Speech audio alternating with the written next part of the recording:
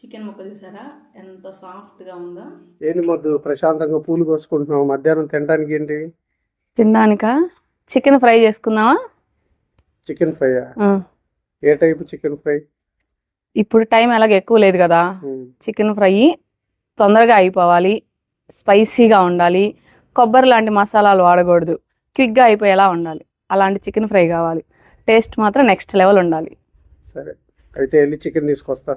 మా చెట్టు పూలు చూసారు కదండి, ఎంత బాగా పూసినాయి చూడండి, రంగు రంగులు భలే ఉన్నాయి కదా.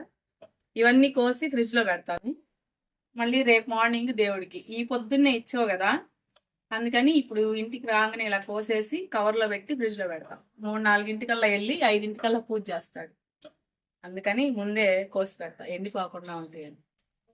ఇవాళ ఎన్ని పూసినాయో ఈ పూలు అయితే చూడండి. రండి, లేట్ ఎందుకు, చికెన్ ఫ్రై చేసుకుందాం. ముందుగా స్టవ్ మీద కడాయి పెట్టుకొని 4 టేబుల్ స్పూన్లు ఆయిల్ వేసుకుందాం. ఆయిల్ కొద్దిగా వేడైన తర్వాత శుభ్రంగా కడుక్కుని 1 కిలో చికెన్,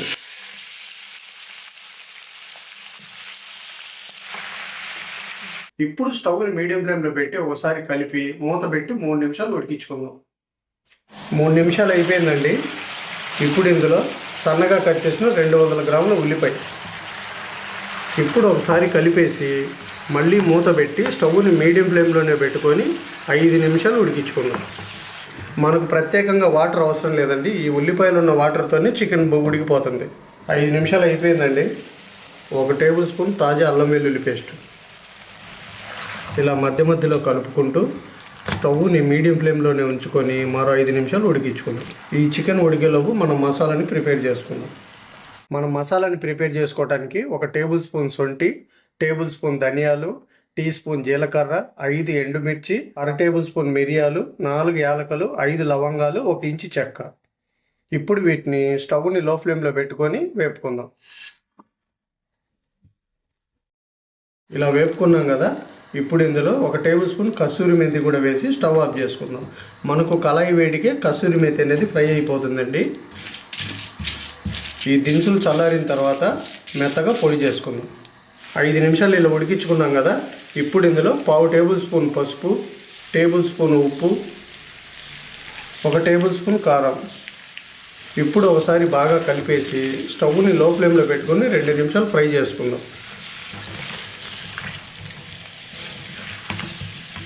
2 నిమిషాలు ఇలా ఫ్రై చేసుకున్నాం కదా, ఇందులోనే మనం గ్రైండ్ చేసి పెట్టుకున్న ఈ మసాలా పొడిని వేసుకుందాం. ఇప్పుడు ఒకసారి బాగా కలిపేసి స్టవ్ని లో ఫ్లేమ్లోనే పెట్టుకొని మరో 3 నిమిషాలు ఫ్రై చేసుకుందాం. మనం ఈ చికెన్ ఫ్రైని ఇలా స్టెప్ బై స్టెప్ చేసుకుంటేనే ముక్క స్పైసీగా, తింటుంటే జ్యూసీగా, చాలా టేస్టీగా ఉంటుందండి. చాలా సింపుల్ కూడా చేయటం.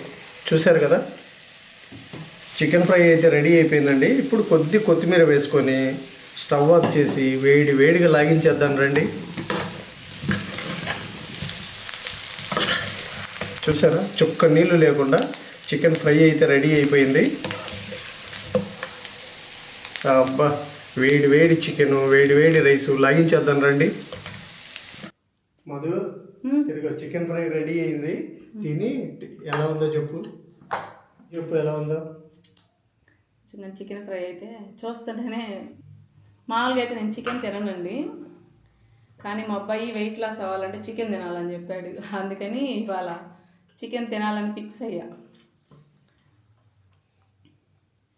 మా ఇంట్లో నేను, పిల్లలు నాన్ వెజ్ తినమండి. చికెన్ ముక్క చూసారా ఎంత సాఫ్ట్గా ఉందో, చక్కగా లోపలేమో బాగా మెత్తగా ఉందండి, పైనేమో లైట్గా ఫ్రై అయ్యి చాలా బాగుంది. పట్టుమాము, నేను తింటాలేమ్మా, నువ్వు తిను.